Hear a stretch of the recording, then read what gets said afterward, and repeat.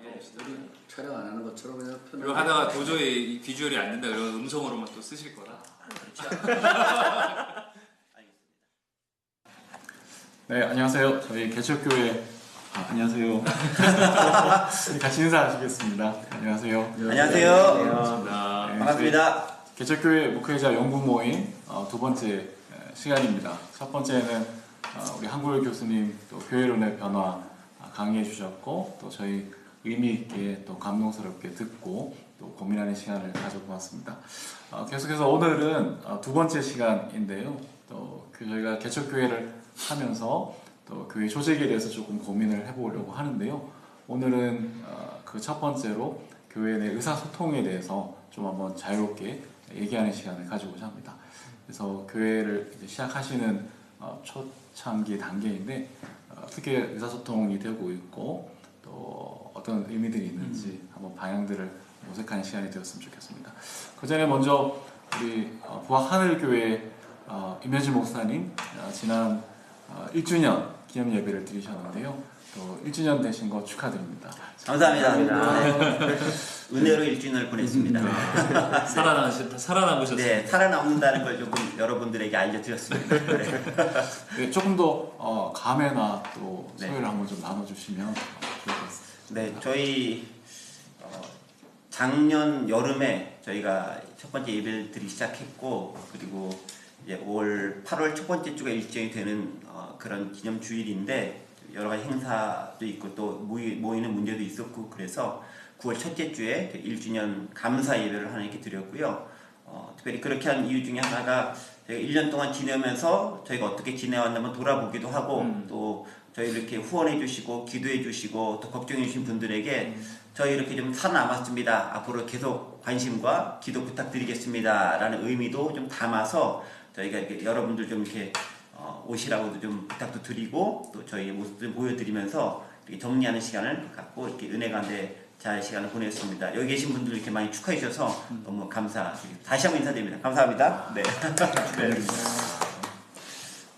저희는 그렇게 이제 1년을 보냈고요. 1년쯤 지내면서 생각해 봤었을 때 부족한 부분들이 일단 가장 많이 눈에 띄고, 그러면서도 아까 이제 처음에 발제를 하시면서 던진 질문 자체가 의사소통과 관련된 부분들을 어떻게 진행하고 있느냐, 이런 문제를 말씀해 주셨는데, 저희가 아직 뭐 조직이 완전히 갖춰진 교회는 아니고, 또 아직 뭐 이제 시작한 지 1년밖에 안 됐지만 처음부터 많은 사람들이 모여서 이렇게 만들자 그렇게 된 교회라기보다는 저와 제 지인 몇 명이 모여서 같이 기도하면서 모였던 기도 모임이 이제 뭐 예배가 되고 그렇게 진행되어 왔기 때문에, 사실 무슨 조직을 가지고 저희 교회가 이렇게 뭐 기도 모임을 하고 또 이렇게 뭐 회의합니다 이렇게 해서 진행된 거는 별로 많이 없는 것 같습니다. 다만 뭐 모일 때마다 우리 이렇게 하려고 한다. 예를 들면은 개척 시작하려고 할 때도 내가 이런 방면을 생각하고 있는데 여러분 생각은 어때? 라고 이렇게 던지면은 그때그때 얘기해주고 피드백 받고 이제 그런 식으로 처음에 시작되어져 왔고,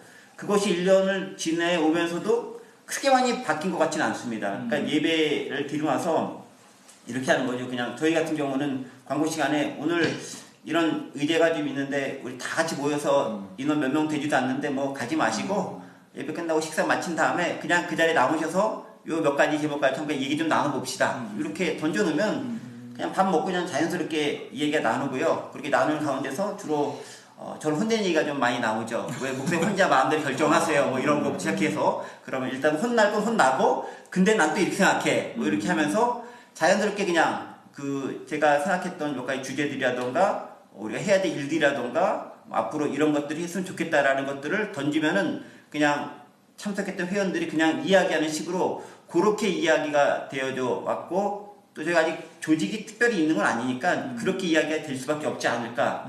저희는 일단 그렇게 진행되어 오고 있습니다. 다른 분 교회는 어떻게 진행되고 있는지 잘 모르겠어요. 어떠세요? 네, 부사님 말씀하시니까 처음에 살짝 떠시더니 얘기 진행할수록 이제 이렇게 그래, 열정이 더해지는 느낌이. 네. 잘해보도록 하겠습니다. 네, 너무 좋았습니다. 네, 저희는 같이 공동 목회를 하니까요. 저희는 이름은 공명교회고, 올 초부터 두 가정이 집에서 이렇게 예배를 한 번씩 격주로 드렸었거든요. 그러다가 6월 6일 날 저희는 창립 예배라 하지 않고요. 시작하는 예배라는 이름 하에 예, 그래서 좀 비슷하게 좀 지인들 모셨고 기도해 주시고 물질적으로 후원하신 분들을 모셔서 시작하는 예배를 같이 드렸습니다. 얼마나 불러온지 몰라요. 네. 시작한 그러니까요. 예배부터 오시는 게. 네. 네, 저희도 이제 해야 될까 말아야 될까 고민을 했는데 우선은 저희가 어떻게 진행되는 것도 뭐 알고 싶어 하시는 분도 많이 그렇죠. 있고 또 양평으로 이제 두 사람이 공동목회 한다는 걸 또 궁금하신 분들이 많아서 오히려 좀 일찍 이야기하는 게 좋겠다 싶어서 저희가 이제 공동목회 이제 시작하는 예배를 드렸고요. 뭐 제가 먼저 얘기해도 되겠지만 저희는 이제 의사소통 잠깐 얘기를 하자면요. 4명이서 같이 합니다. 그 4명이라는 것은 저와 황인성 목사님 그리고 제 아내 이선영 사모 또 황인성 목사님 사모님 배소연 사모 이 넷이서 회의를 할 때 같이 진행을 합니다. 근데 확실히 다른 건 뭐냐면 제가 부목사에 있었을 때는 제 아내는 항상 제가 결정한 걸 가지고 듣는 입장이었다가 지금은 n분의 1이라고 하잖아요. 그러니까 다 각자의 표가 있습니다.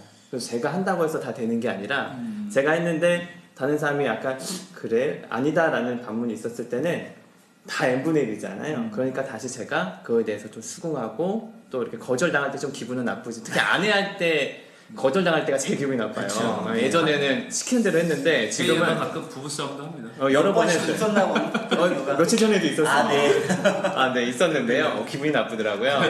그렇지만 이제 의사소통을 같이 나누다 보니까 오히려 제가 독단적으로 하지도 않게 되고, 근데 여기 각자의 색깔이 달라서 이게 좀 더 이렇게 지경이 더 넓어지기도 하고, 그래서 저희는 지금 4명이서 의사소통을 하고 있는 가운데 있습니다. 뭐 덧붙이고 있으면. 네 명이서 할 수밖에 없는 이유가 저희 지금 교회 정식 출석 인원이 4명이기 때문에. 네. 작년이. 작년이. 장네.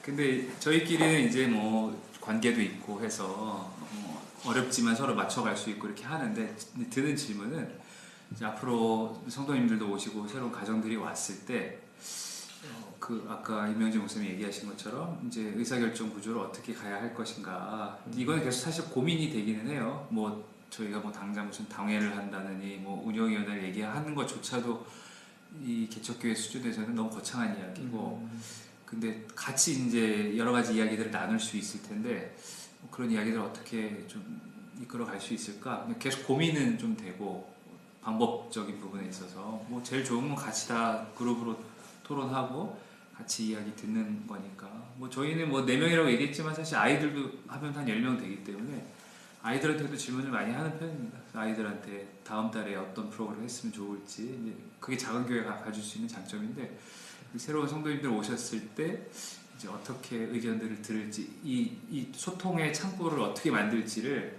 계속 고민하는 것 같아요. 근데 미리 좀 세팅이 돼 있긴 해야 될 것 같고 네, 그런 고민을 좀 하고 오늘 많이 배울 것 같습니다. 네. 그렇군요. 네. 어제 저는 네. 처음 어제 시작 예배를 드리신 창립 예배를 드렸는데요. 교우가 몇 분이시죠 지금? 교우가 저희 두 가지입니다. 저희랑 비슷하네요. 정말 막 이제 시작하는 거예요. 인원도 비슷하지 않아요? 할렐루야. 레이스 스타트입니다. 레이스 스타트. 네. 네. 창립 예배를 또 막상 한다고 하니까 그 전날 한 2시까지 잠이 안 오더라고요. 그래서 저희 집사람이 뭐 떨리지 않냐, 긴장되지 않냐 그래서 괜찮다고 그랬는데 막상 이제 잠을 늦게까지 설치고 네, 그 다음 날도 너무 오랜만에 사람들이 많은 거예요. 매일 이렇게 연장 드리다가 오랜만에 이제 좀 고개가 확 차니까 맞아요. 너무 떨리더라고요. 그래가지고 준비한 걸 다 못했어요. 사실은. 너무 잘하셨는데요. 다음 기회에. 오늘 말씀 드렸네. 근데 저희도 의사 소통이 현재로서는 비슷한 것 같습니다. 그러니까 일단 어른이 4명이니까 거의 어른들 4명이서 이제 같이 얘기를 하고 결정을 하게 되는 거고요. 또 그 와중에 또 같이 결정한다는 거에 다 책임감, 다 참여한다라는 그런 느낌을 가져서 또 다들 좋은 것 같아요. 그래서 저는 또 목회자이기 때문에 사실 예전 전통교회에서도 대부분 결정하는 위치에 좀 많이 있었다면 이제 저희 같이 참여하시는 집사님이 좀 좋아하시는 것 같아요. 왜냐하면 그 전에는 이제 목회자가 아닌 성도로서 결정 사항에 이렇게 실행하거나 참여해야 되는 입장이 더 많았다면 지금은 오히려 적으니까 또 일이 그렇게 많지도 않지만 특별히 창립 예배 준비하면서도 이제 능동적으로 좀 결정하고 책임지고 참여할 일들이 있으니까 일이 분명히 힘듦에도 불구하고 거기에 오히려 보람을 느끼고 되게 좋아하는 것들을 봤거든요. 그래서 이 같이 뭐 직접 민주주의라고 또 볼 수 있겠지만 나중에 조금 교회가 확장되거나 성장을 하더라도 이런 의사소통을 다 할 수 있도록 좀 계속 구조를 만들고 고민을 하면 성도들에게도 참 그 자체만으로도 보람이 있지 않을까라는 생각들을 하면서 좋았습니다. 창립 예배도 먼저 제안을 하신 건가요? 그렇죠.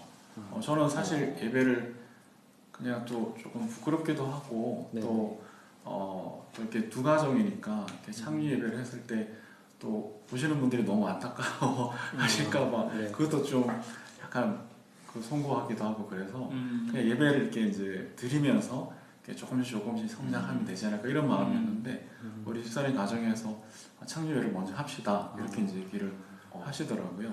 그러면 확실히 좋죠. 이렇게 네. 동력도 생기고 네. 같이 하시는 분이 그런데 네. 그렇죠. 네. 그래서 이제 저도 막상 창립 예배를 준비하면서는 저의 마음가짐도 조금 더 달라지는 것 같았고 이제 뒤돌아설 수 없구나 그런 생각들도 좀 하게 되고 그래서 제가 그 교제하는 어느 다른 목사님 중에 그분도 한 두세 가정 몇 년 동안 이름도 교회 정하지 않고 예배만 드리고 있는 가정이었는데 어제 예배 드리고 가시더니 자기 교회도 창립 예배를 좀 고민해봐야 되겠다라는 그런 얘기를 하고 가셨어요.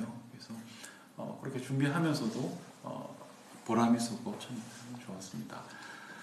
예. 근데 이제 제가 얘기를 좀 들어보니까 이제 여기도 이제 시작하신 지는 얼마 안 됐지만 어쨌든 이제 두 가정 한데 어쨌든 이제 작년 성도로 봤을 때 이제 목사님 네 분, 목사님 네 분이신 거고 여기도 이제 목사님 네 분과 이제 한 분 집사님 가정 이렇게 하잖아요. 그러니까 n분의 1은 사실 별 문제가 없는 이제 그런 구조긴 한데 저희 같은 경우는 저는 처음 시작했었을 때 제가 이제 스터디 모임을 쭉 인도해 오던 사실 좀 제자들 위주로 시작했던 거거든요. 그러다 보니까 이제 어떤 상황에서 결정을 하려고 하다 보면은 주로 이제 저는 이제 사람들 의견을 좀 많이 들으려고 이런 걸 했으면 좋겠는데 요금 방향으로 나갔으면 좋겠는데 여러분들의 생각은 어때라고 던져주면 일단은 좀 약간 좀 멀뚱멀뚱해요. 네. 그러면서 이제 왜냐면 이제 제가 생각하기엔 나름대로 열려있다고 생각하는데 그럼에도 불구하고 그 친구들이 볼 때는 그래도 목사님 뭔가 좀 이렇게 좀 이거 이렇게 할 거니까 이렇게 따라와 이렇게 해줘야 본인들이 편하다라는 가이드라인을 네, 그렇죠. 이렇게 거죠. 이렇게 그림을 딱 보여주시고 이렇게 할 거니까 이렇게 해라라고 딱 시켜주면 저희가 하겠습니다라고 얘기를 하는 경우가 훨씬 더 많고 그걸 또 편하게 생각하는 경향이 많았더라라는 이제 그런 생각이 들어요. 그래서 저는 나름대로 그거보다는 아까 말씀해주신 것처럼 좀 각자의 분량에 맞게 n분의 1까지는 안 된다 할지라도 어쨌든 그렇게 딱 해줬으면 좋겠는데 또 이 친구들 입장에서는 그런 부분들을 어려워하는 것들도 있는 것이 아니겠는가. 이게 목사님 부부들하고 하는 것과 또 좀 다른 그런 측면에 있어서 좀 어려움이 있지 않을까. 그래서 의견을 수렴하고 이런 부분들도 결국 보면은 그렇다고 또 다수결로만 할 수도 없는 부분들이라는 것이 목회적인 결정도 있어야 되니까 그거 하는 부담과 그다음 또 결국은 목사님 결정하다 따를게요. 또 이렇게 결론이 내지는 경우가 많아요. 그럼 또 거기서 오는 또 어쨌든 내가 책임져야 되는 건 맞긴 맞지만 그런 부담감 이제 그런 것들이 어우러지면서 약간 시작하는 부분이 조금 이제 여기랑은 조금 다른 경우 시작을 했지 않았나 이제 그런 생각이 좀 들긴 듭니다. 다른 그림이지. 가정에서 출발한 거하고 그 약간의 성도들하고 그렇죠. 네. 같이 출발한 제자들이긴 하지만 네 그런 부분이 약간 차이가 좀 같긴 합니다. 교수님도 예전에 교회 개척 예, 때 하셨었으니까. 어떠셨어요? 그 소통이 이제 두 가지가 있는데 나도 뭐 처음에 갔을 때 5가정에 10명이 교인들이 있었고 목사 없는 상황에서 근데 돌이켜보면은 아내와의 과정도 중요하고 또 성도들과의 과정이 되게 중요한데 아내가 어느 날 이렇게 얘기하더라고. 저 오전에 설교하고 또 오후도 설교하고 그러니까 가장 좀 그 옆에서 교인들이 하기 어려운 비판적인 얘기를 잘해줄 수 있는데 나보고 언어적인 폭력을 한다는 거야. 세게 말해. 그래서 왜 그랬더니 아니 낮에도 자기가 혼자 설교하고 오후도 또 설교 혼자서 또 해석하고 수요일날 또 하고 10명 있는데. 그러니까 오후는 좀 성경 공부를 하라고 집사람 또 아이백 출신이기 때문에 네. 평신도의 의식이 되게 있는 사람이라 그러겠네요. 그 조언이 되게 좋았고 그 다음부터 이제 이렇게 만들어서 내가 여기 앉고 오후 시간에는 우리도 작은 이제 공간이었지만은 이제 성도들 얘기할 수 있는 기회를 주고 나는 방향만 제시해서 되게 좋았던 것 같고 부담도 좀 줄어졌겠네요 그러면. 그렇죠. 발전적인 소통이라고 볼 수 있는데 성도들하고 소통해서 아주 인상적인 게 하나가 있는데 나중에 정관 얘기도 하고 뭐 관련이 되겠지만은 우리 교회는 그 5분은 그 동네에서 이미 안정된 교회에서 그야말로 소통의 문제가 있어서 나오신 사람들인데 아픔을 겪고 목사님이 너무 주도적인 끌고 나가는 경우였기 때문에 네, 오신 네, 거예요. 그래서 네. 평신도 중심으로 교회를 해보자. 그러고 나도 그 뜻이 맞아서 시작했는데 이게 사람이 많지 않으니까 예를 들면 뭐 당회도 없고 재직회도 없으니까 이제 교회위원회 해가지고 위원회를 만들었잖아요. 나도 정식으로 하려고 하긴 했지만 그래도 너무 정식으로 하면 사람이 없는데 좀 이상하잖아. 약간 약식으로 하려고 그러니까 성도 중에서 깐깐한 분 한 분이 10명이라도 다 한 사람 한 사람이 개성이 있어. 그거를 이제 우리가 지켜야 되겠더라고. 딱 목사님 그건 헌법하고 다릅니다. 딱 그러시더라고. 그때 내가 금방 아 그래요? 알겠습니다. 저는 이제 사람이 없어서 좀 부드럽게 편하게. 유동성있게 하려고 그랬는데 헌법대로 하겠습니다. 하고 그때 느낀 거는 아 목사가 교인들하고 그 헌법이라는 건 같이 공감할 수 있는 공통적 기준인데 공감할 수 있는 공통적 기준이 되게 필요하겠구나. 그리고 문제를 발생시키지 않으려면 그 기준대로 수가 적어도 공감하는 기준을 가지고 이제 우리 헌법이라든가 나중에 뭐 정권이라든가 그렇게 끌고 나가는 게 그렇게 인도를 하는 것이 공동체가 사전에 갈등이 생길 수 있는 부분을 예방하겠구나. 그걸 내가 깨달았어. 굉장히 중요한 부분이지. 그러니까 회의를 잘못해가지고 그 회의에서 엄청나게 갈등이 생긴 경우 많아요. 그거는 목사가 잘못한 거거든. 회의 인도하는 사람이. 그래서 숫자가 적어도 공동체가 같이 공감하는 기준이 헌법이기도 하고 정관이기도 하고 교회 내부이기도 한데 그거를 서로 지키는 선 그 바탕을 두고 그 다음에 이제 소통을 해야 되겠다. 그러니까 가까운 아내와의 소통도 되게 중요하고 가장 네. 목사를 네, 그렇죠. 비판적으로 조언해 줄 수 있고 뭐 항상 다 객관적으로 맞는 건 아니야. 그렇지만 어쨌든 간에 네. 그리고 성도들하고도 같이 공감하는 기준을 가지고 소통하는 게 중요하겠다. 이런 이제 깨달음이 있었죠. 작은 교회. 의사 소통에 관해서 굉장히 중요한 말씀이신 것 같습니다. 저도 독일에서 이제 목회를 할 때 처음에 시작할 때는 한 20여 분 이 정도 되니까 사실 이제 그 보통 원칙대로 하려고 해도 교인들이 오히려 그냥 간단하게 하자고 그렇지. 그런 얘기들이 이제 분위기가 대세였어요. 저도 뭐 굳이 그냥 간단하게 할 필요가 없어서 그렇게 했거든요. 근데 이제 마지막에 조금 그 내부적으로 좀 약간의 긴장들이 생겼을 때 결국 이제 그런 부분들이 문제를 삼아지고 그걸로 인해 이제 하나의 어떤 힘을 얻게 돼서 좀 결국 갈등이 증폭되는 부분들이 있더라고요. 그러면서 의사소통에 있어서 어떤 교회 하나 공동체 안에서 세운 원칙들을 공지하고 그것에 따라서 해 나가는 것들을 훈련하고 하는 것이 현재와 장기적인 차원을 위해서라도 굉장히 중요한 요소겠구나라는 것들을 생각해 보았습니다.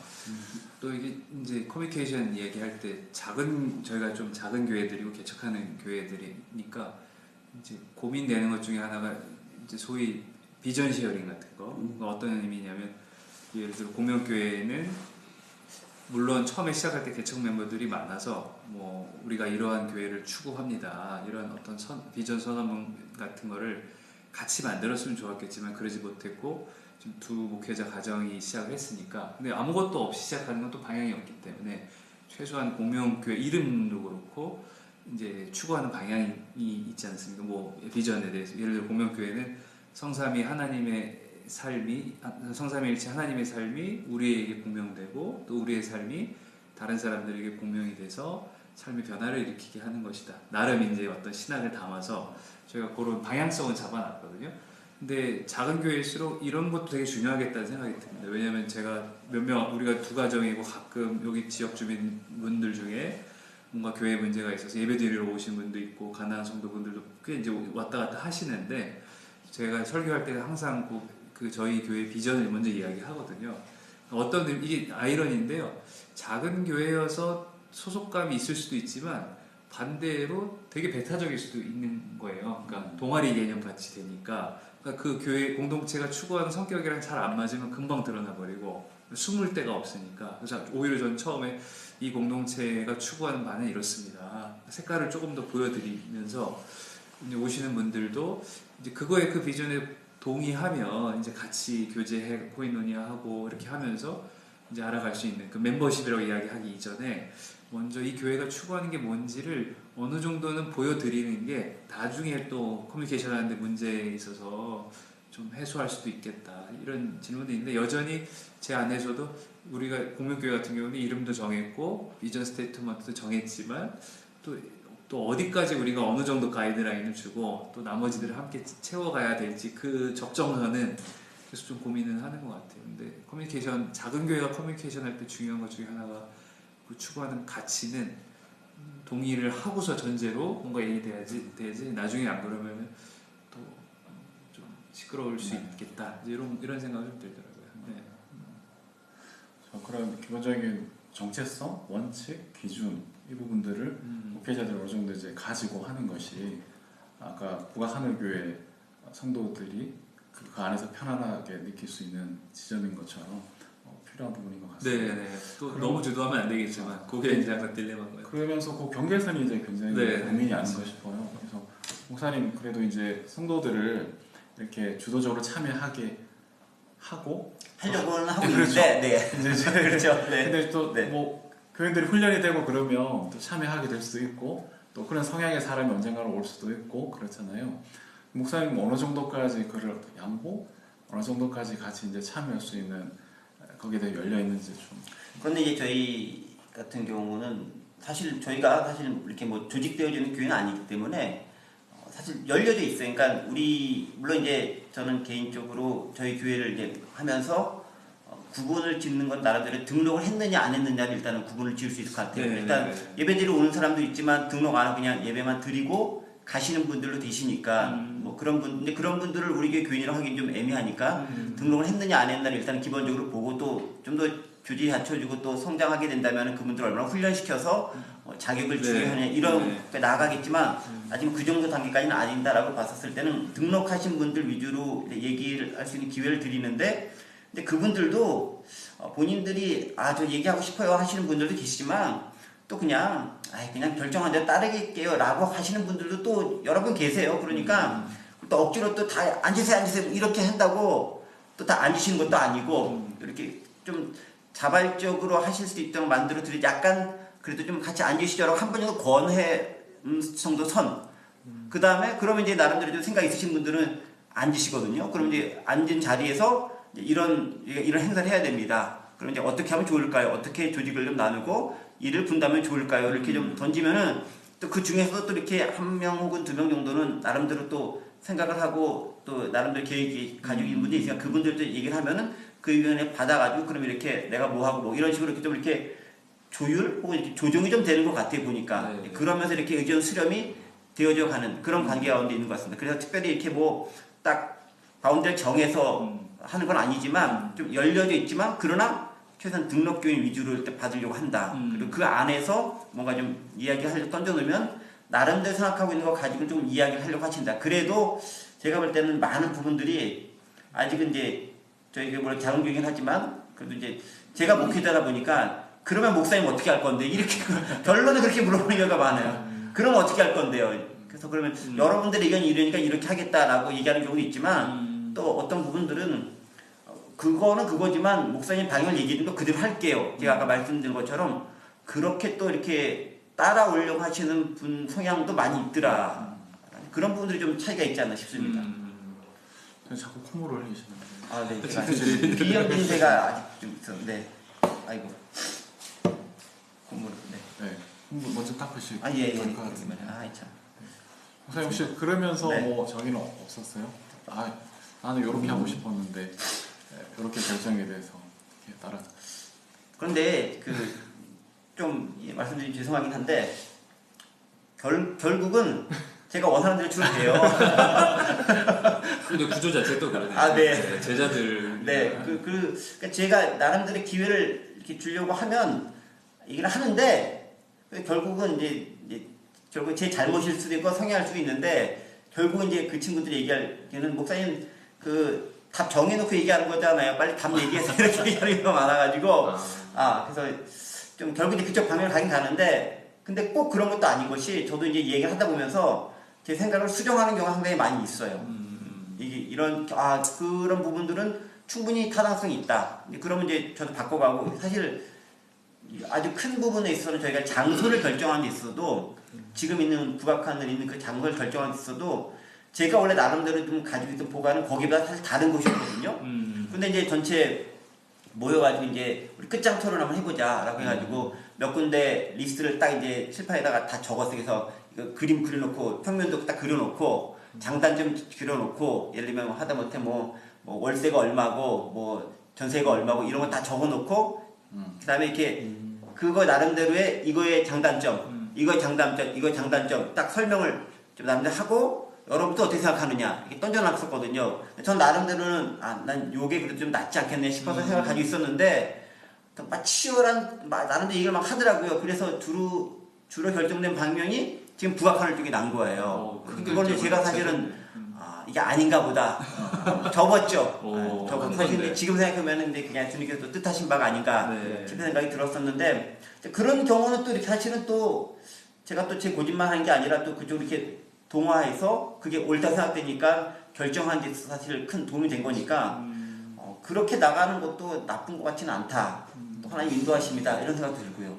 임명진 목사님 얘기 들어보니까 중요한 제가 또 그 이슈 중에 하나가 멤버십이라는 주제인 것 같아요. 그러니까 등록하는 거에 있어서 이게 어떻게 보면 되게 소극적이고 수비적인 자세일 수는 있는데 기우일 수도 있고 근데 이제 드는 생각이 작은 공동체이기 때문에 누군가 주장이 센 사람이 와서 등록했을 때 바로 발언권을 얻을 수 있다면 이게 이제 어떻게 이제 작은 공동체니까 이게 좌지우지 될 수 있잖아요. 그러니까 저희 아는 고민이 이 멤버십이라는 거를 그러니까 그런 표현 자체가 너무 작은 교회에서 대칭화되는 것 같아서 좀 죄책감 같은 것도 들긴 하는데 그러니까 어떻게 의사결정 구조에 진지한 한 멤버십으로 사실 공동체들은 그런 걸 되게 까다롭게 하잖아요. 보통 뭐 준회원도 받고 이렇게 하는데 이렇게 어떻게 받을 수 있을까? 뭐 와서 등록하실 수 있고 예전에 우리 백 목사님도 얘기하셨는데 어느 교회 갔는데 성찬 목사님인데도 성찬에 참여를 안 시키더래요.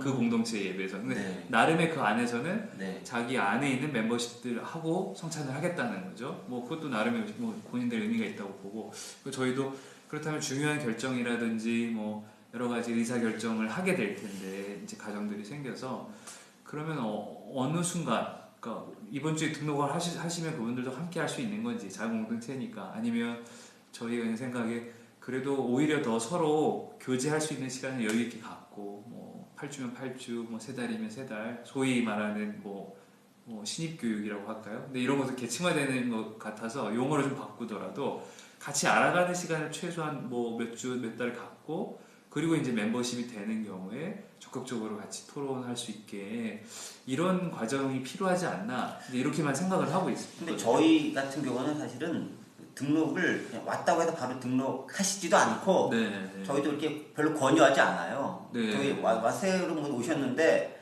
사실은 소개도 안 하거든요. 저희는 왔는데 소개하는 걸 또 좀 뻘쭘해하거나 힘들어할 수도 있어서 저희 소개도 안 해요. 그냥 자연스럽게 그냥 참여하고 예배 드리고 이제 끝난 다음에 그렇죠, 제가 이제 그분과 좀 인사를 한번 하는 거죠. 어떻게 오셨습니까? 인사도 하고 그다음에 식사하고 가시죠. 이런 식으로 얘기해서 같이 이제 그렇게 해서 그냥 몇 주가 그냥 가는 거예요. 그래서 그런 시간이 좀 지난 다음에 어떤 분이 저 좀 등록하고 싶은데요 라고 말씀하시면 그러세요 라고 해가지고 이제 그분 등록하는 경우도 있고 그 다음에 어떤 분은 상당히 한 1년여를 계속 띄엄띄엄 나오시는 거예요. 또 시간이 어느 정도 되셨으니까 또 상당히 오랜 시간에 걸쳐서 나오다가 또 안 나오다가 한 몇 주 나오다가 또 한 달 쉬다가 이렇게 나오시는 분이 계시는데 예배만 들으시는 거예요. 근데 그런 분들은 한 1년 정도 지났기 때문에 한번 이렇게 저희 등록하셔가지고 정식 저희 교회 교인으로서 신앙생활 해보신 거 어떠세요? 하니까 그래 좋아요. 그렇게 해서 이렇게 또 쓰시더라고. 그러니까 그렇게 네. 하시는 분도 계시고 그래서 저희가 그래도 지금 이렇게 개척한 지 1년이 좀 넘긴 했는데 아직 조직을 갖춰진 건 없는데 그게 장점일지 단점일지 모르겠는데 조금 아직까지는 좀 플렉서블합니다. 이렇게 딱 정해있는 이렇게 규칙이 별로 있진 않고 저는 사실 아직 정해져 있는 게 별로 없어요. 이게 단점 같기도 하지만 또 나름대로는 또 그만큼 융통성이 있는 거니까 이제 그런 측면에서는 좀 자유스럽게 네. 그 사람에 따라서 또 어떤 분들 같은 경우는 또 이렇게 또 활발한 사람 같은 경우는 조금 더 이렇게 활동할 수 있는 무대를 또 미리 좀 제공해주고 그 대신에 네.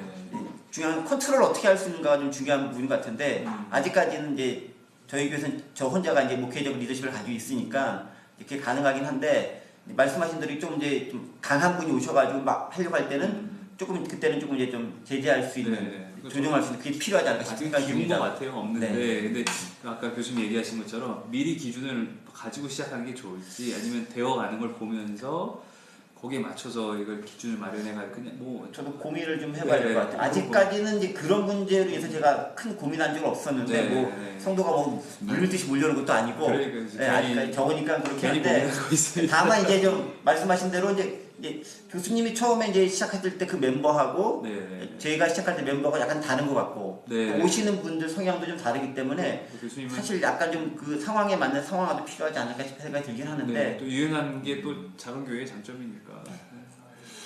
그래도 저희가 가지고 있는 기본적인 어떤 원칙이나 생각들은 그렇죠. 소위 민주적인 운영 맞습니다. 절차, 네. 그런 거 소통이 네. 원활하게 되는 공동체를 추구하는 것만은 틀림이 없고 또 그런 차원에서 어떤 성향이라든지 또 어떤 연차라든지 이런 부분들을 좀 세밀하게 조율해 나가는 집중도가 필요하지 않을까 생각을 합니다. 저희 잠시 쉬어갈 텐데요. 교수님 혹시 그래 그게 제가 볼 때 교회 소통의 변수가 다양할 것 같은데 네. 일단은 처음 있는 사람이 오면 좀 괜찮은데 이제 아주 작은 공동체라도 다 다른 교회 다니다가 오거나 뭐 선교단체 소속된 사람들이 그렇죠. 오면 자기가 기준을 가지고 오거든. 그런 분들이 있죠. 그래서 네. 그걸 가지고 목사님에게 요구를 한다고. 맞습니다. 네. 교회는 이렇게 나가야 된다. 본인의 경험으로 얘기하니까. 그렇지. 네. 이렇게 나가야 된다고 얘기를 했는데 그게 10명이 다 달라. 그렇죠. 네. 그러니까 이제 여기서 이제 목사님과 기존인 공동체가 이제 지향해 나가는 방향인데 사실 지향해 나가는 방향이라는 거는 공교회 가지고 있는 보편성 위에 서 있는 건데 보편성은 결국은 모든 사람보다 받아들일 수 있는 거니까 네.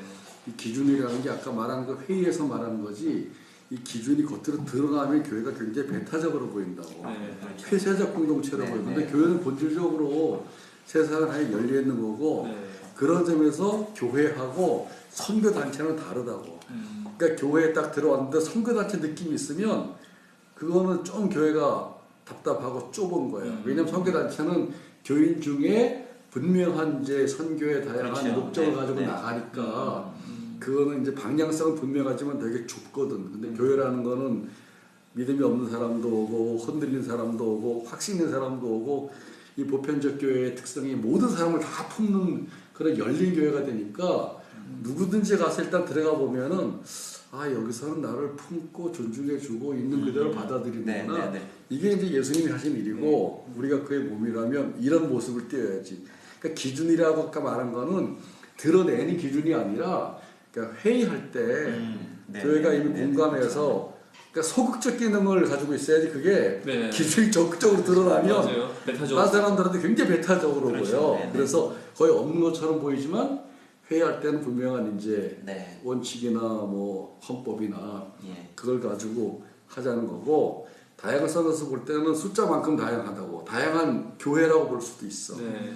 그런데 교회가 이제 열려 있고 폭넓으면서 다양성을 다 대응해 나가는 점에서 되게 중요하고 또 성령께서 사람을 통해서 어떻게 우리를 흘러가실지 모르니까 그 성령의 인도에 대해서도 열린 마음을 이제 가지고 있어야 하는데 제가 볼 때 그러니까 이제 교회가 방향을 제시해야 돼. 방향이 너무 좁게 보이거나 너무 드러나서 이 틀에 들어온 사람은 우리 교회 교인입니다. 이게 내가 볼 때는 선교단체지 그건 교회가 아니라고. 그래서 교회의 속성은 굉장히 에베소에 나온 것처럼 다양하다는 거 우리가 제한할 수 없을 정도로 네. 누구나 다 좋다. 다 이렇게 오라고 열려 있어야 될 것 같아. 그리고 그런 모임이 공동체로 모여서 뭐 회의하거나 결정할 때는 우리가 이제 정한 네. 우리 교단의 법칙이 그러나 있으니까 나름대로 그렇지, 이렇게 하고. 그렇죠. 그다음 대화할 때도 목사가 전문가고 제일 많이 생각하기 때문에 목사가 아무래도 목사 생각해도 옳지 교인들은 부분적으로 생각하지만 목사는 그걸 집중적으로 생각하는 사람이니까 이제 그렇게 해서 그러니까 대화를 하더라도 목사는 보관은 가지고 대화해야지 이 목사님이 생각이 없네 이렇게 보이면 또 안 되잖아. 그러니까 준비를 하고. 근데 내가 볼 때 제일 중요한 부분이 하나 있는 것 같아. 소통이 뭐냐 하면 성장 시대에는 목사가 교회를 끌고 나가고 성도들이 교인 목사님을 도와주는 거였다고. 목사가 언제나 중심이고 교인들은 목사님이 이제 이렇게 잘하니까 도와주는 건데 이러니까 그게 익숙해지면 자연 목사가 주도가 되고 성도가 자기 얘기하면 목사는 기분 나쁘지. 나는 진정한 의미의 소통을 하려고 그러면 이게 이제 바뀌어서 목사의 역할은 하나님이 10명이면 10명에게 주신 다양한 달란트들을 발견하는 게 제일 중요하다. 네. 두 번째, 그거를 존중하고 세워주는 일이다. 내가 볼 때 이런 마음을 갖고 있으면은 이게 소통의 가장 근본적인 자세이고 그러면 어떤 사람이 와도 목사는 그 사람이랑 경쟁하거나 붙으려고 안 한다고. 그렇죠. 그 자체가 하나님 내게 보내주신 은사고 나는 그 사람이 제도권 교육이나 일반 사회에서 인정받지 못한 사람인데 우리 교회에서 이제 새롭게 제2의 삶을 살 수 있다고 생각하고 그걸 인정하고 존중해주면 그 다양한 만큼 교회가 풍성해지면서 그 풍성한 것을 목사는 넓은 틀로 잘 방향을 이렇게 잡아주는 게 그게 교회가 아닌가. 내 생각은 그렇게 해요. 나도 그렇게 하려고 애를 많이 썼어. 저는 동의합니다. 네, 또 다 모두들 수긍이 되고 네. 깊이 동의가 되는 귀한 말씀이었습니다. 저희 잠시 5분 쉬었다가요 2부 진행하도록 하겠습니다. 알겠습니다. 그렇습니다. 아직 안 끝났어? 네, 저희 2부 계속 이어서 갈 텐데요. 또 정관 필요한가? 이런 주제로 또 자유롭게 얘기하시겠고요. 또 얘기하시다가 3점초로 빠져도 괜찮을 것 같습니다. 자유롭게 나눠주시면 되겠습니다. 저는 정관에 대해서 이제 노부드 숭일교회 오면서 교회 정관이라는 걸 처음 이제 접해봤고 또 교회 운영에 있어서 참 좋은 제도이다라는 생각들을 하고 있었습니다만 숭일교회 이후 이제 제가 단독 목회를 하면서는 오히려 교회가 정관 때문에 좀 갈등을 겪고 어려움을 겪는 그런 어려움이 있었어요. 그래서 아까 교수님도 말씀해 주셨지만 그 폭이 너무나 좁다 보니까 그 취지는 어떻게 보면 또 바른교회, 올바른교회라는 취지로 시작했을지라도 그 폭을 너무 좁게 만들어 놓다 보니까 그게 도리어 조금 갈등을 유발하는 또 부정적인 요소들을 봤습니다. 그래서 또 근데 숭일교회를 통해서는 정관의 어떤 긍정적인 기능들 또 바른교회를 세워감에 있어서 좋은 취지들을 봤다면 또 그게 실제로 운영되는 교회들에서는 또 다르게 왜곡되고 어려움을 겪는 교회들을 어떤 그런 고민들을 좀 가지고 또 저희 개척교회 하면서 앞으로 정관을 어떻게 해야 될까라는 고민들을 좀 가지고 있는데요. 또 다른 분들은 어떠신지 또 궁금합니다.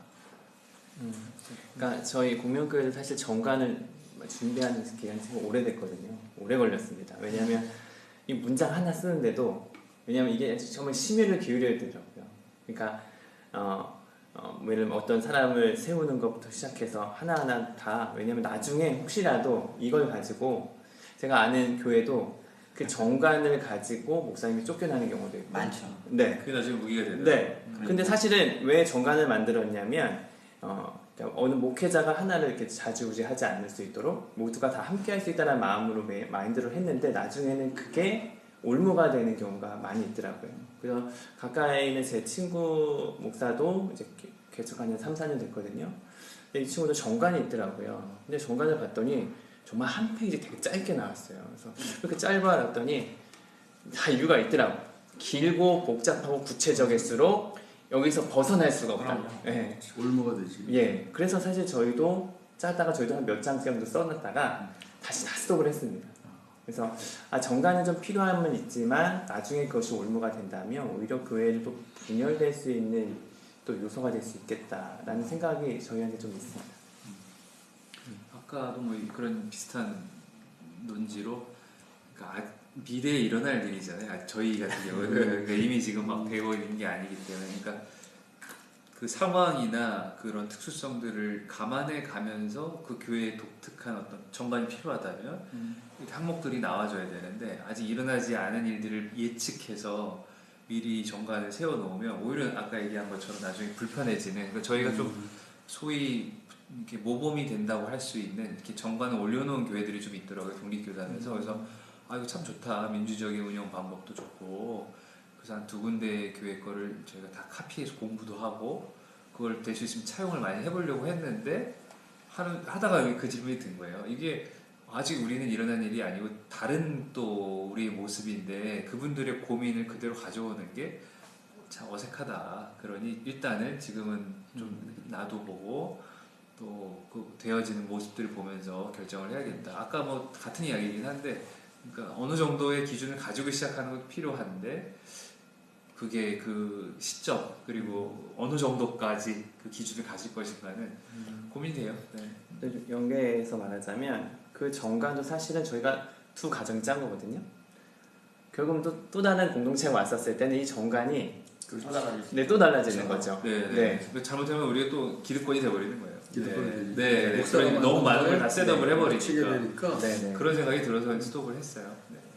저는 사실 개인적으로 정관이 꼭 필요할까 개인적으로 그런 생각을 가지고 있고 근데 왜냐하면 나름대로 목회를 시작하면서 혹은 또 이렇게 개척을 시작하면서 성도들과 공유된 나름대로의 사명 선언문일 수도 있고 또 목회 지향점 비전일 수도 있는데 그런 것이 있고 그 다음에 그것과 연관되어져서 그때마다 성도들과 의논해서 이렇게 일이 처리되어져 간다면은 사실은 딱딱딱 이거 아니면 법을 어긴 거야 라는 것보다는 조금 이제 융통성을 가지면서 우리가 이 방면에 나갈 수 있게 아까 교수님 얘기하는 것처럼 참여를 넓힐 수 있는 오히려 더 큰 장이 될 수 있지 않겠느냐 싶은 생각이 듭니다. 그러나 이제 작을 때이지만 좀 규모가 커진다고 한다면은 어느 정도의 가이드라인도 필요하지 않을까 싶어요. 그래서 저 개인적으로는 필요에 따라 만들 수 있겠다 싶은 생각이 드는 거예요. 그래서 지금 당장 꼭 필요하지도 않는데 미래 걸 미리 대비해서 한다는 것도 물론 중요하겠지만 당장 필요하지 않는데 그걸 만드느라고 시간을 소비하는 것보다는 지금 되어져 있는 그 시스템이나 어떤 우리가 가지고 있는 여력들을 더 잘 살리면서 그 장점을 살리면서 운영해 나가다가 그것이 필요한 시점에 도달했었을 때 여러 사람들의 의견을 그때 또 모아서 이렇게 나름대로 어떤 바운더를 만들고 또 그렇게 또 진행되어 가다가 또 무슨 문제가 생긴 거라면 그것도 조금 수정해 나오고 이런 식으로 나간 것이 오히려 더 바람직하지 않겠느냐라는 게 제가 가진 개인적인 의견입니다. 사실은 저희는 아직 정관 없어요. 네, 그렇죠. 저희도 아직 그래서 이러지 않고 있긴 있는데 또 이제 보통 성도들이나 아니면 또 이제 뭐 좋은 교회라는 이미지라고 했을 때 또 정관이 갖는 어떤 상징성도 있고 또 실제적인 긍정적인 기능도 근데 그게 또 어떻게 보면 선입관이 아니라 편견이 아닐까 싶기도 해요. 왜냐하면 이제 말씀하신 대로 이렇게 높은 뜻 그 시리즈 교회에서 그런 좋은 선례를 보였고 또 그거 영향을 받은 독립교단 몇몇 교회들도 그런 보여주긴 했지만 사실 저희가 물론 목사님 예외적인 경우긴 하지만은 직접 거기 소속되어져서 다녔던 교인과 그렇지 않은 교인의 차이도 있을 수 있는 거고 네, 상황이 다른 거죠. 그렇죠. 네. 그러니까 그런 부분들을 그러니까 좋은 거는 부각되어져 보이지만 그 안에 가려져 있거나 부작용들은 또 이게 수면에 안 드러날 수도 있는 거니까 네. 그런 부분들은 겪어보지 않으면 모르는 거잖아요. 네. 그래서 또 그런 점을 생각해 봤었을 때는 굳이 꼭 이렇게 좋은 점만 보이는 것이 다를까에 대한 의문을 한번 던져볼 수 있는 거죠. 앞으로도 이제 정관을 이렇게 만들 계획은 없으시? 당분간 없는데 이제 아까 말씀드린 필요에 따라서 이제 저희가 성도가 뭐 지금 이제 한 25명 정도 이렇게 장년들 모이는 것 같은데 이게 더 많아지거나 조직이 된다고 하면은 그때는 좀 필요하겠죠. 근데 그때도 사실 따지고 보면은 저기 뭐 헌법이 있고요. 노예에 나는 여러 가지 그 교리도 있고 또 관련된 여러 가지 법칙들이 있기 때문에 그거로만 사실 한다 할지라도 크게 문제될 건 없다. 왜냐하면 한국 교회가 지금까지 성장해 오고 자라오면서 정관이 없어서 교회가 안 된 건 아니거든요. 다만 이게 아주 앞서 나가는 소위 말하는 이렇게 좀 유명한 교회들이 그런 걸 만들어서 히트를 치고 또 이게 요새 민주주의 사회에 어울려서 적합한 그런 시대적 트렌드로 자리 잡았기 때문에 멋있어 보이는지 모르겠지만 그러나 그거 없이도 여태까지 잘 성장도 해왔고 또 그렇다고 해서 처음에 초대교회 있었을 때 정관이 있었을까요? 꼭 그건 아니잖아요. 물론 이제 디다케라든가 이런 것에서 교육이 필요한 것도 있었겠지만 그게 꼭 정관이라는 명칭이 있었던 건 아니기 때문에 그것은 필요에 따라서 또 교회 상황에 따라서 달라질 수 있는 것이 아닌가 저는 그렇게 생각을 하고 지금 당장은 아직은 필요 없겠지만 좀 규모가 커지고 이렇게 필요에 따르면 나름대로의 교회 내규 혹은 규칙과 같은 형태로 좀 정해놓을 수 있는 것을 만들 수 있겠다. 이 정도 선이 아마 저희가 가지고 있는 생각 같습니다. 좋은 생각인 것 같아요. 나도 이 생각에 많이 동의하는데 교회에서 정한 기본적인 헌법과 뭐 교회가 나가야 될 방향 다 있고 콘텐츠는 신학이 결정하는 거지 정관이 결정하는 게 아니니까. 바른교 아카데미에서 이제 오래전에 정관에 대한 공부도 했고 다양한 사례 연구하고 순교에서 그런 과정을 통해서 정관을 만들긴 했지만은 정관이라는 게 기본적인 이제 공교회 가지고 있는 특성 또 우리 장로교회 법에다가 자기네 교회 특성화 거기서 구체적으로 말해주지 않는 거. 예를 들면 우리는 6년마다 한 번씩 신임 투표를 하겠다든가 뭐 장로님 6년마다 하겠다. 요거 이제 덧붙이면서 그렇죠. 네. 그 목회자의 문제나 장로의 문제나 당의 문제를 극복해 보려고 좀 더 구체화한 일종의 교회 내규 같은 성격을 가지고 있는 건데 사실 그게 없이 잘 되는 게 더 바람직한 거고 그리고 기본적인 넓은 틀의 그 법과 거기 안에 뭐 다 기준이 있기 때문에 내가 볼 때 그걸로 충분하다고 생각을 하는데 이제 하여튼 정관은 내가 볼 때는 필수는 아니고 선택이야. 꼭 뭐 있어야 된다는 게 아니라 그건 나중에 좀 시간해서 필요하면 공동체 어느 정도 쌓이면 거기서 같이 우리 큰 틀에서 우리 교회는 나가는 방향이 어떻게 나가면 좋겠습니까? 이게서 뭐 늦게 만들어줘도 나는 충분하다고 생각해. 근데 소수가 모여서 정관부터 딱 만들어 놓고 오는 사람한테 읽어보십시오. 볼 때는 그거는 너무 처음에 할 때 그렇게 해야 된다고 생각을 했는데 너무 폐쇄적인 현실적으로 보니까 너무 이상적인 그렇지. 이야기고 또 아까 임명진 목사님 얘기할 때 딱 생각나는 게 그 초대 공동체도 그러니까 뭔가 열심히 하다 보니까 부재가 빠지고 누군가가 혜택을 받아야 되는데 못 받으니까 집사제도도 생기고 그러니까 법이라는 게 사실 시간이 지나면 지날수록 복잡해지는 거잖아요. 근데 처음부터 그거를 일부러 복잡한 법을 가지고 갈 필요는 없고 그러니까 하다 보면 필요한 것들이 있으면 추가로 가는 거 이제 이런 게 자연스럽겠다. 저도 조금 거기서 좀 자유로워야겠다. 이제 이런 생각이 좀 들고 또 하나 차원은 이제 아까 백 목사님도 얘기하셨지만 정관을 하는 큰 이유 중에 하나는 목회자 입장에서 권력에 대한 독점, 그러니까 뭔가 의사결정을 목회자에게 너무 몰리지 않게 스스로 지키는 장치가 될 수 있는 차원에서 또 하나 비슷한 느낌으로 재정에 있어서 그러니까 정관에서 어느 정도는 지금 한국교회에서 제가 봤을 때 큰 문제 중에 하나는 재정의 불투명성이고 뭐 종교인 소득세도 이야기하지만 아직도 뭐 담임 목회자나 재정에 있어서 많이 베일에 쌓여 있으니까 이런 부분들을 어느 정도는 기준을 가지고 좀 그런 부분들을 투명하게 만들 수 있는 그게 정관은 아니더라도 또 다른 구조적 장치. 뭐 요즘에 뭐 이제 종교인 이제 소득세가 이제 시행이 됐으니까 뭐 근로소득으로 내든지 기타 소득으로 내야 되니까 거기에 낸다는 것 자체는 이미 투명하게 되는 거잖아요.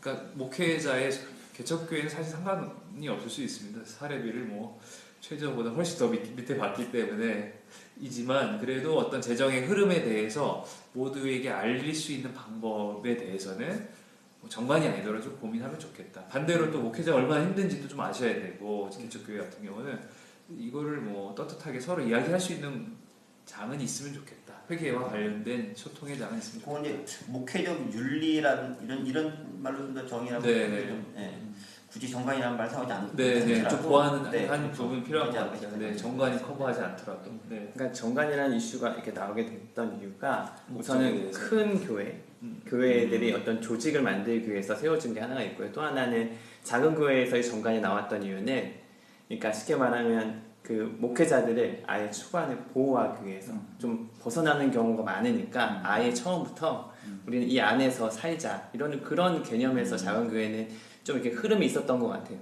근데 지금 다시 돌아보자면 말씀하셨던 것처럼 기본적인 윤리를 가지고 있다면 굳이 정관을 이렇게 막 만들 필요는 없지 않겠냐 이런 생각이 저도 좀 드는 것 같아요. 저 처음에 이제 봤을 때 공매교회 시작하시면서 두 분이 막 이만한 두께의 정관을 어떻게 한번 해보려고. 찾으시더라고요. 네, 그래서 빈틈없는 교회란 말이에요. 아, 이게 요즘 트렌드인가 싶어서 저도 그 정관에 대해서 그때는 말을 못했지만 말은 안 했지만 느꼈다고.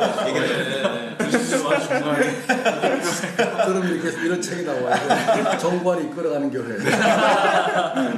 그래서 예전에 어떤 그 제가 성도한 분이 교회도 1년 2분 나오시는데 막 정관을 들이대면서 정관들 안 한다고. 그래서 저희가 저분이 성경을 저렇게 얘기하시면 좋겠다 이런 얘기 한 적이 있었는데요. 네. 오늘 논의되는 얘기들을 통해서 또 힘을 얻고 또 정관에 대해서도 또 어떻게 하면 좋을지 제 나름의 또 교회에 적용할 수 있는 좋은 또 힘을 얻는 것 같아서 감사합니다.